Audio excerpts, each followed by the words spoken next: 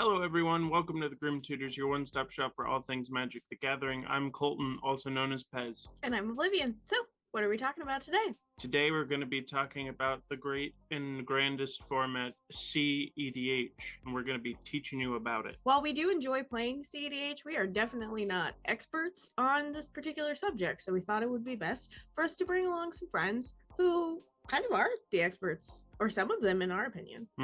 We've used the phone a friend option in Who Wants to Be a Millionaire. So true. So for this episode, we brought along a few friends to help us out with that. You know them well. You love them. You think they're wonderful and handsome. It is Dylan and Cam from Play to Win. And the crowd goes wild.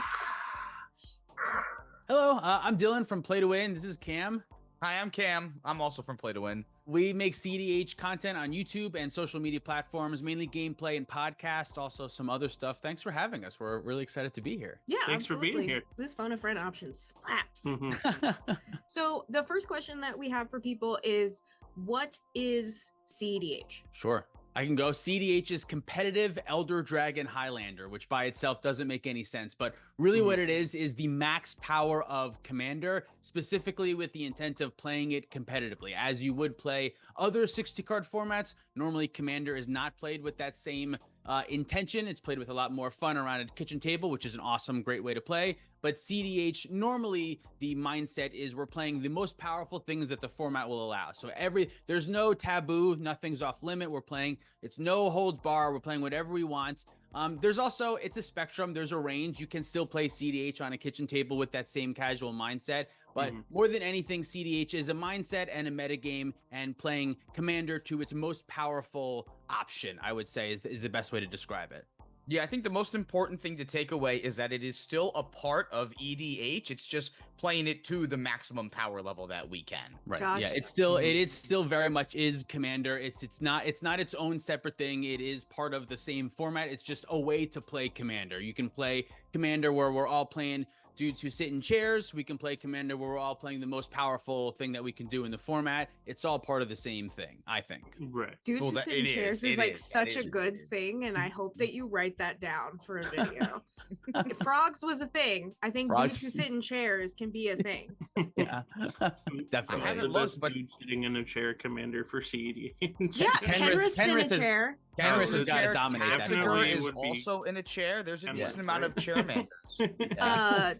The new Mardu guy from Fallout, I think, is in Oh, a sure. chair. Oh, Yeah. he is in a yeah. chair. Yeah. Definite chair. Oh, definite Caesar? chair. Yeah. Yeah. Or Caesar. Caesar, whichever. Yeah. Either the way, guy. he's in a chair. Yeah, Yeah. he's the guy who's got a chair. I'm just trying to think of other chairs now. Well, we're too focused on the chair thing. Chairs are really. Ro- Chairs doesn't romance have around anything to do with cEDH. cEDH Have is to not change about the- chairs. The C in cEDH stands for chairs. For chairs now. Actually, maybe it can't stand for chairs. It has to sit for chairs. Yeah. Yeah, that's funny. That's really good. Oh man, that's the best thing I've ever said. All right, everyone, have a great night. Thanks for having me. Thanks for coming. Was cEDH started kind of at the same time as Commander started to take its form, or would you say that after Commander had started to hit its stride in its popularity, that a desire for a more competitive version of it came out? I wasn't there, but according to mythology, Commander was created like way back in like the 90s when the original Yeah. Elder Dragons were like the legendary creatures that were multicolored that you could play. So the format has been around for close to 30 years now. Like it's almost as old as Magic itself. Whereas I think some of the earlier cEDH stories take place starting around like 2011, I want to say. And it's really the release of Commander 2016 where we saw Thrasios, Tymna, and the rest of the partners that came out, where I think the popularity started to grow even more. So I would say the format was probably around for about 15 years prior to the institution of cEDH, and even then, both sides of cEDH and EDH were nowhere near the popularity of what they are today. Yeah, and Right. they looked a lot different as well too. They probably weren't called CDH for a while. I mean, there was probably a time period where people were playing the most powerful thing you can be doing in Commander, and there really wasn't a name for it to CDH. They were called pub stompers. That's Yeah, what they Yeah. were. yeah, Yeah. exactly. That was your only option. Yeah. Yeah, exactly. But everything that Cam said, I think 2011 is right around when I think some of them started, and then 2016, the big boom with the partners really changed the landscape and brought Mhm. CDH to a more of a forefront, I think. So I know, like, historically that you guys played a lot of 60 card formats. Would you say that the partners kind of helped get you into cEDH, or when do you feel like you really found your footing with playing the game and getting really into it? Yeah, it definitely helped a lot. Weirdly enough, we really didn't start playing a ton of actual cEDH until we started the show in 2020. I had been like trying to play powerful commanders at my local game stores and stuff like that, and like letting everyone know that I'm trying to play the strongest thing I can do. But it really wasn't until like 2018, I want to say, where I started like actually realizing what cEDH was and playing there. Yeah, same kind of goes for me too. It was really this guy that got me into playing more cEDH. And I was a little bit more hesitant coming into Commander in general because I wasn't as much of a fan of the Commander mindset as I was of the 60 card format mindset that I had been, playing for 10 years. But it was cEDH that helped me appreciate EDH more. So I think 60 cards definitely helped me cross the bridge, but probably more into the casual side more than the competitive side, actually. I definitely feel that with the not wanting to playing 60 card format for the entirety of my life, and then my friend goes, "Hey, you want to play Commander?" And I go, "Ah, that sounds terrible." You're like, no, I don't, but thank you. And now it's like it's not the only thing that I play, but like that's like the biggest thing in Magic now is just Commander. Yeah, I went And 3 years without having a 60 card deck. Like that Mhm. was Oh, wow. Magic first for me for so long. So And I learned how to play by learning Commander. So when I tried to learn 60 card formats, I was like, this card's not good, but they're different. Like your Commander brain and your 60 card brain are not the same, yeah, because it turns out Fable of the Mirror Breakers cracked. Yeah, pretty good. Yeah. Or you do the thing that I did and you play a mystery booster sealed in Minneapolis when you are like such a baby and you stick a fish in your deck. And I think about that now and I'm like, that's so embarrassing. I want to curl up in a ball. Like, that's not good. No, Fish in there's so 60 many card creatures in format's not limited. that great. Yeah. Bad news. What would you guys say makes cEDH different than regular Commander? I know you kind of alluded to, like, you want to play the most powerful things, you want to do the most that Commander can possibly do within the legalities of the format, but what would you say are like the defining mindsets or strategies behind cEDH versus regular Commander? Can I go first? Yeah. Go.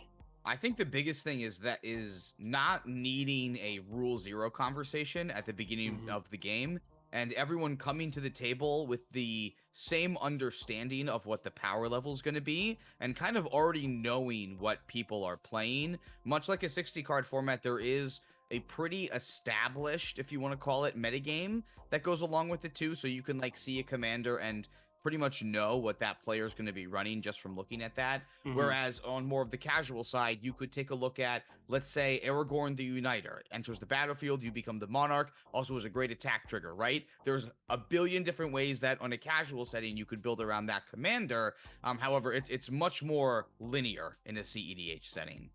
Yeah, there's a metagame. I think that's what that is like there's a metagame, there's a format, there's the things that are expected to play. I think the optimization leads to like a mindset difference that in casual Commander, a lot of times the vibe that we're after is what feels like to me closer to like a Dungeons and Dragons campaign, where we're just like watching the story unfold. We're playing our casual decks, we're making sure that everyone is involved and having fun and having a good time. But when you're playing cEDH, it's closer to like a chess mindset of just like you're playing to win, you're playing to beat your opponent. Your main goal, your main opportunity is just how I can win the game. And so the optimization mindset is like, for me, the biggest difference between casual and cEDH. Yeah, from D&D campaign to more of like an anime showdown, I would say. Yeah.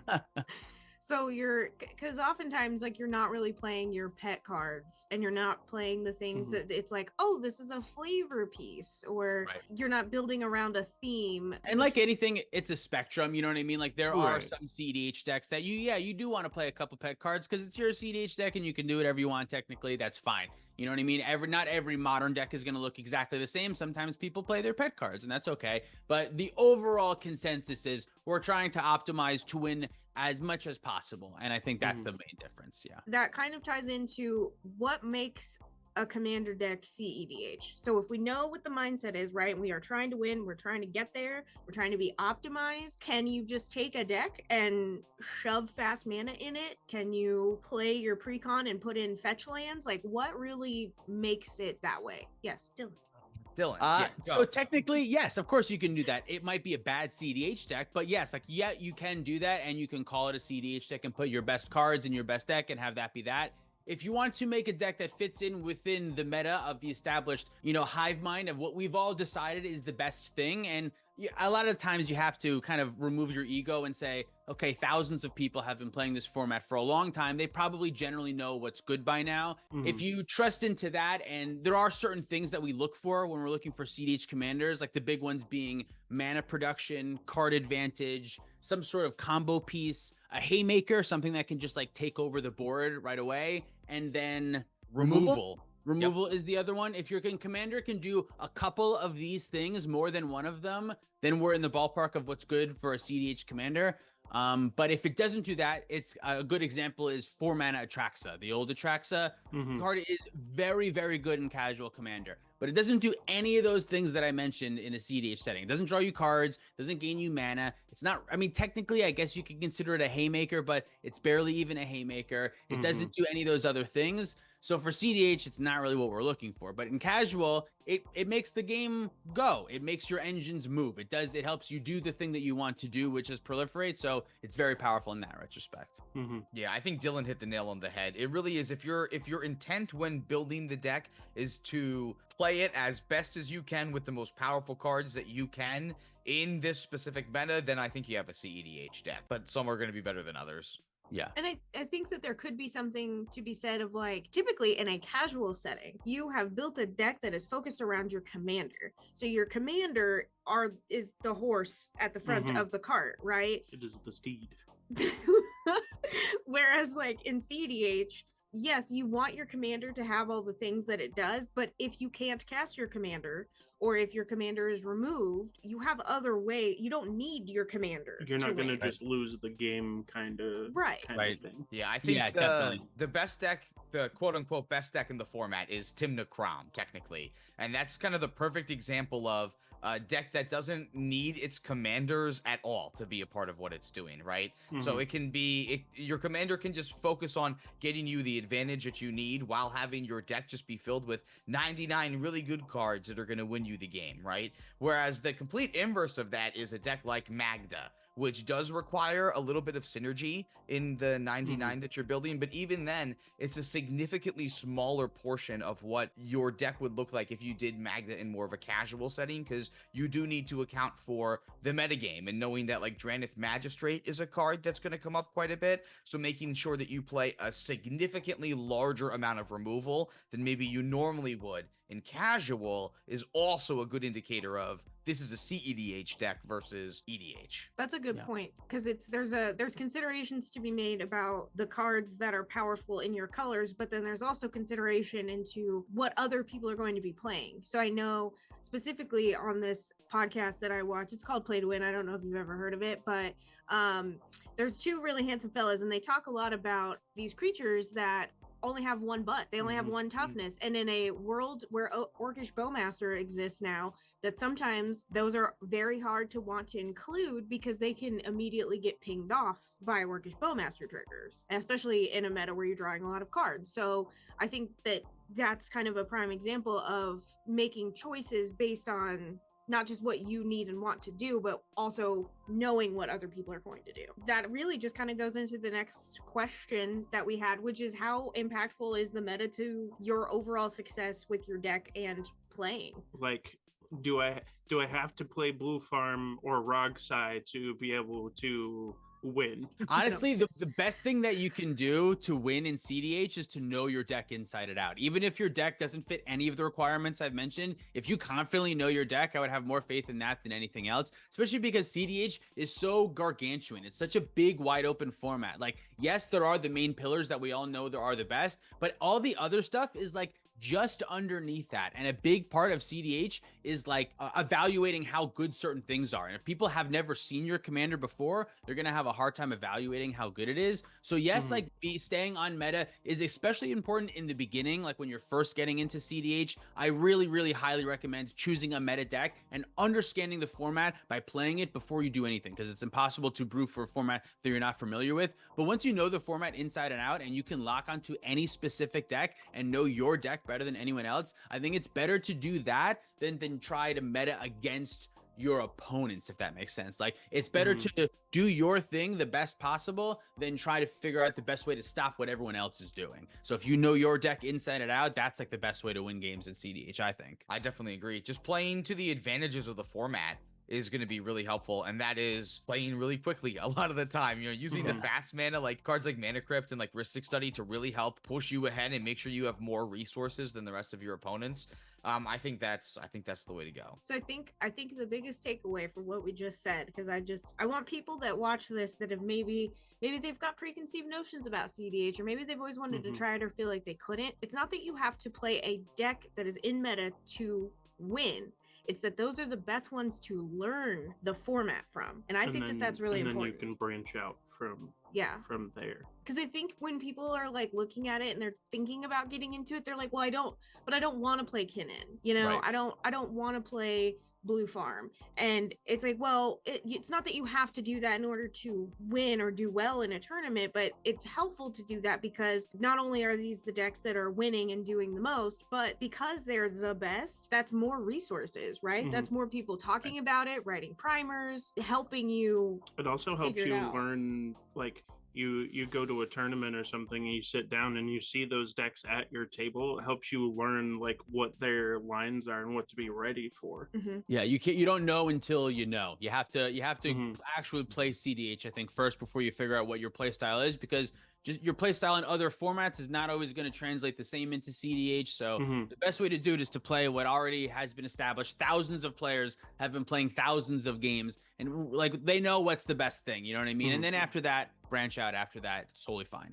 I think what Dylan just said too about how it's different playing cEDH and in other formats too is very interesting, because for me, like in a lot of other 60 card formats, I love playing like black-green based decks, but in cEDH, the feeling of playing black-green comes up more in the blue colors actually. So it's kind of made me more of a blue player in this format than I ever had been in 60 card format. So it's definitely a lot of a different kind of feel than maybe you're used to. So again, just another reason to try out a meta deck and get a feel for the format before you dive into something. And it's good that there is room for creativity and there is room for interesting things. And it just, you don't know what those creativity like cards or those, you don't know what those things are unless you know kind of what the meta's doing. So that's good. That's the thing. The people that know what the meta's doing can then go to tournaments with those kind of cards in their deck then, and can play entire decks based around things that people don't know what they're doing. And that's how things like the original 6 mana Teferi commander wins tournaments and stuff like that. So why would someone want to play cEDH? What makes cEDH worth playing? It's fun. That's the biggest one for me. Is it's fun. It's like for me it's the most fun that I can have playing Magic. Yeah, if you like really interesting stacks,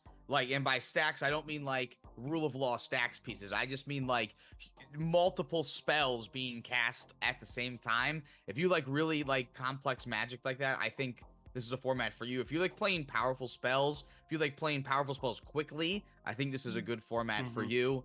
I think if you like having fun, this is a good format for you. Yeah, and it's great for the commander player that wants to push everything to the max and wants to be doing the best thing, but feels like they're, I don't want to say held back, but held back from their play group because their play group wants to play casual kitchen table Magic, cEDH is like the perfect home for you. If you feel like you're constantly pushing your commander decks too far, just play cEDH. You're allowed to do it. It's very much encouraged. We want you to do it here. And then also combo players. If you're a big combo player, the whole cEDH format, every deck is a combo deck, every single one. So if you're a combo player, you'll fit right in if you're one for playing cEDH. Something that I think is important for us to mention is that unlike a lot of eternal formats like Vintage and Legacy, that a lot of times if you want to go and play a tournament, that there's kind of like a cost barrier, but cEDH does not really fit that vibe, right? A lot of cEDH tournaments, especially like the grassroots homegrown ones, they do allow proxies, which is fantastic. Yeah, proxy friendly is like the main important thing that's like held our format together, and I think has like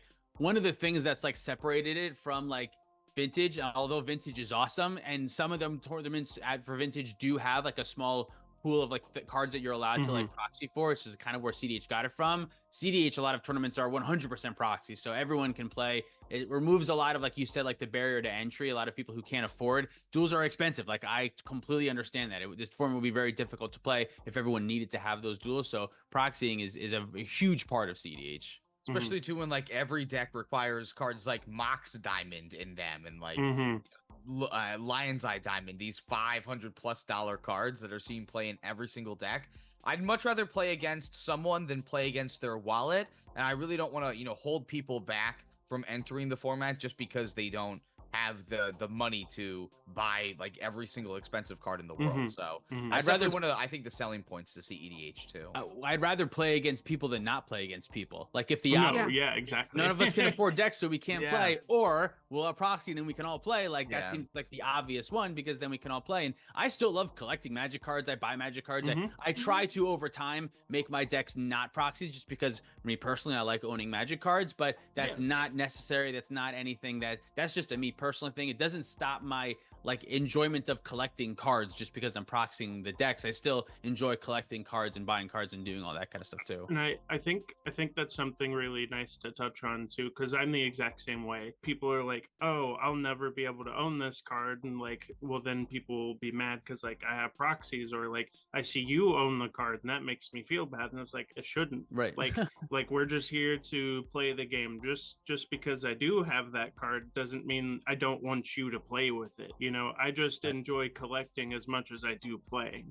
Right. Yeah, exactly. Completely agree. So a lot of pretty much all of the like local tournaments or like smaller regional kind of things, and especially online like webcam tournaments are all proxy friendly. Really the only place that you're not going to have like a proxy friendly tournament is if you're playing at like a Wizard sanctioned event, which Like right the now is SCG like cons SCG and Con. stuff. But I don't know if you saw the picture where SCG Con Las Vegas, that the biggest event Oh yeah, is the crazy. main event. That's cEDH. awesome. That's yeah, it's crazy. like a 10 it's like a 10K or something. Yeah. It's 8K. 8K, yeah. And I'm glad stuff like that exists. Like I'm glad there is a circuit that's going no proxies for cEDH, and it doesn't take away from anything that the other organizers are doing. I don't No, think not at both all. they can both exist and they can both be super cool to happen. I think it's so cool that SCG is doing that, and such like a good sign for a cEDH player to know that like our format is growing really fast. Like that, it's a good sign. And honestly, like competition's healthy in business. Yeah. So the fact that like that we'll start to have multiple circuits is only going to be great for players, and like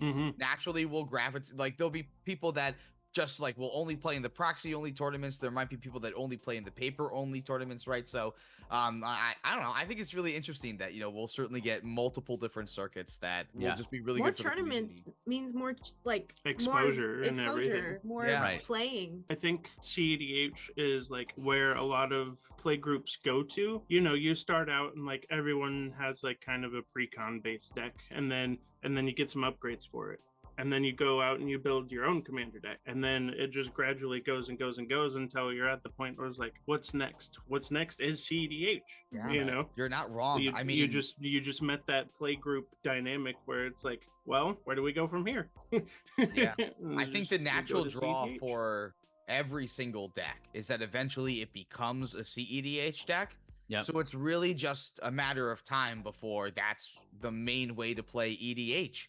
Yep. You give it 8 to The 10 arms race. years. Mhm. Yeah, you give it Yeah, 8 to 10 exactly. years, and now like it's a total flip flop where like people have to force themselves to play lower power levels just because like everyone's decks are operating at such a, I mean, we're already pretty close to that. Like there's a lot of people whose version of casual is basically cEDH without fast mana, and that's great, and that can be their casual format, and that's great. But like again, that's like the natural progression to cEDH, because then they reprint Mana Crypt again, and then someone opens Mana Crypt in their pack, and then now that's in their and deck. that started the What are you arm gonna do? race. Not play Mana Crypt? Yeah. You know, Exactly. That's So crazy. now next thing you know, they do the same thing with Chrome Mox, and then they do the same thing with Mox Opal, and then it's this slow progression where now, again, 8 to 10 years, we're all just playing cEDH. Which will be great. I'm excited for that. I think that'll be a great time. That'll be good. And playing cEDH does make casual more fun, Yeah, in my Definitely. opinion. And I definitely think differing your casual decks from cEDH, say in your casual deck that was like getting ramped up, you played your tutors and some fast mana and stuff. Once you take those out and put them into your cEDH decks, and now you have like 10 card slots open in your casual deck, You and can you just can do whatever. Yeah, then you can do whatever in it. You It's, know, it's can very play like a freeing. fiend. Yeah, it's very freeing, I think, because it allows you to know what is too strong. Like once you actually know what cEDH is and you play cEDH, then you know what is not casual anymore. And when you play, you go, this actually doesn't feel like a casual card to me anymore. You know what I mean? Like the line becomes much more clear once you play the full spectrum of it, I think. Yeah, and it's really Absolutely. made me appreciate more casual, because like I said before, I really preferred cEDH to casual, and I wasn't really big into casual as I was getting into cEDH. But now that I understand what my line is and what I'm looking for in a casual deck, I'm much happier with like the level that I've established with like everything that I end up just throwing together now. So it's definitely rejuvenated that for me. Yeah, I don't wanna- even feel obligated to draw 6 cards in a turn, right? Yeah. Like I'm content drawing at least 1 extra card and just like capping it off at that. I Sounds play great. a creature a turn and I'm fine. Make tokens, do counters. Yeah. Yeah. It makes Hell the yeah. theme much more fun because now everything services the theme in your casual deck, the whole deck, or at least for for me, and a lot of people aren't like this, but like I'll even cut things like Soul Ring out of my deck. Anything that's not directly like for the theme of the deck, that comes out. And it's a more fun, building experience for me. If someone wants to learn how to play cEDH or they want to get more into playing cEDH, what are some resources for playing or learning about the format that you guys could suggest? Yes, that was a great question. YouTube.com/play-to-win / Grim Tutors. I would also say EDH Top 16. If you want to look for a deck list, this is the place to go. This place has all of the top deck.gg deck lists from all of like the main tournaments. So when you hear of like events online, like the Punt City circuits and stuff like that, all of those deck lists are recorded on EDH Top 16. So you get to see everyone who submitted a deck into these events. And it has the conversion rates for all of them as well. So it's a great resource to go learn about like what the established tournament meta looks like. Yeah, I definitely agree. Ken, what's Ken's website? cEDH .guide.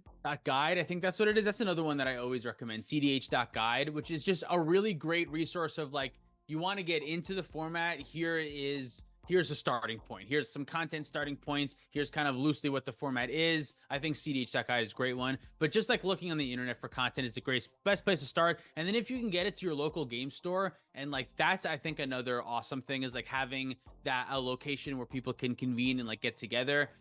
It's easier said than done. Building that cEDH community locally, if there's not one there, is going to be tricky. But building it at the local game store, I think, is a great place to start and fostering a cEDH community, which is a great way to play. Also online, there's a lot of resources online. A lot of people play over Discord, play webcam cEDH. You can find things through social media stuff and Reddits and people's personal Discords and stuff like that. That's a great way to play as well. There's this really great server where I played like all of the cEDH games that I first started playing, and I was able to get into it because I joined a Patreon for these really cool people. I don't know if you've heard of them. Is it Play to Win? It's Play to Win. Oh, yeah. That's us. Yeah, there's tons of people playing on our Discord all the time. All Yeah. the time. All the It's just time. every time I go click on Discord, I like go look through my notifications and stuff, and there's like usually 2 pods just all the time. looking for game, and it's awesome. And it's Yeah, it's awesome. the same vibes of like just sitting around your kitchen table, but everyone's just going. And you're in really your fun. pajamas in your home. Yeah, it's fantastic. That's the best I part love about it. it. You can wear whatever you want. Sometimes Stretch I'm your not even waistbands. in my Let's go. pajamas. Yeah. Yeah. We are gonna play a game. So what are we going to play? cEDH, I think. No, Uno. I like Monopoly also. Yeah, you were too proud of that. What? I was. Let me rephrase. What decks are we playing, Bird? I would love to play Francisco Crom if that's okay. Hell Oh, yeah! that sounds awesome. I feel like this is the CDH of CDH decks. It's Grixis, but it's also CDH. It's Grixis. It's like Rogside, but a little bit worse. So Hell- very CDH, hell very yeah. CDH player of me. It's Rogside, but I've made one adjustment and it makes it worse.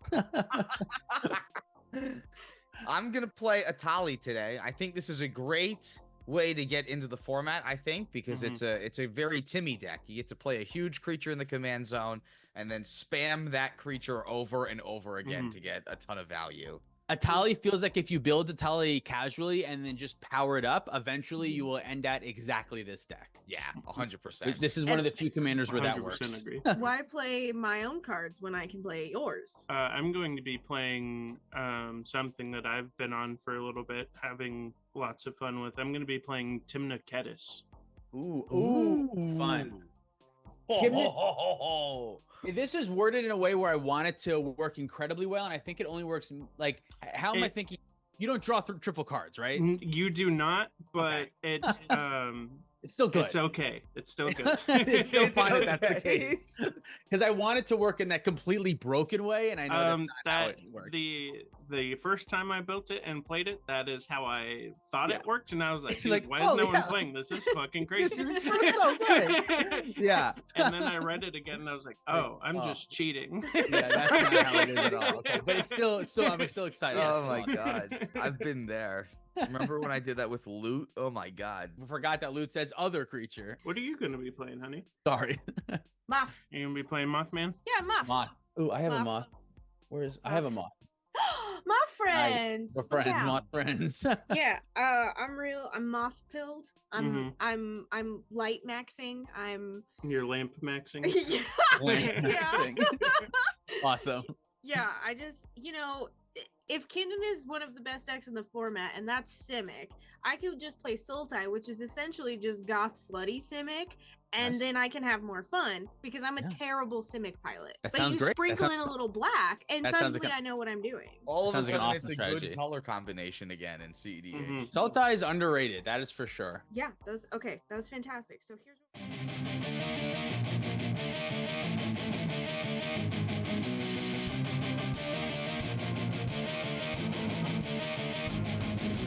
what's this one? Yeah, it's the Naruto one where they're fucking doing shit with their hands. It's over But then- 9,000. Yeah, then you turned it into a Kamehameha wave. Hadouken! That's not the same thing, is it? Yeah, that's not the same thing at all. Hadouken's from Street Fighter. Well, Who does the Hadouken? is it Ryu? And Oh god, there's an and. The other one with like a normal dude name. yes, It's like Sam or Dan or something. you're so close. Rick. And- John. Yeah, Ryu and Rick, my favorite Street Fighter character. Steven. It's Ken.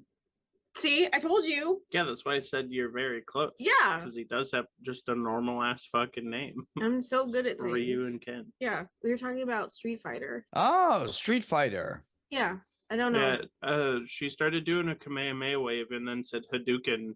And she's like, that's not from the same thing, right? And I was like, no, not at all. I've never had my dragon's ball. Same okay? energy. So you're Yeah, in the ballpark. Same energy. idea. I was like, do you know what characters do that? And she was like, Ryu? And I was like, yeah. And I was like, what's the other one? And she was like, I don't know. He has like a real generic name, like fucking Steve or something.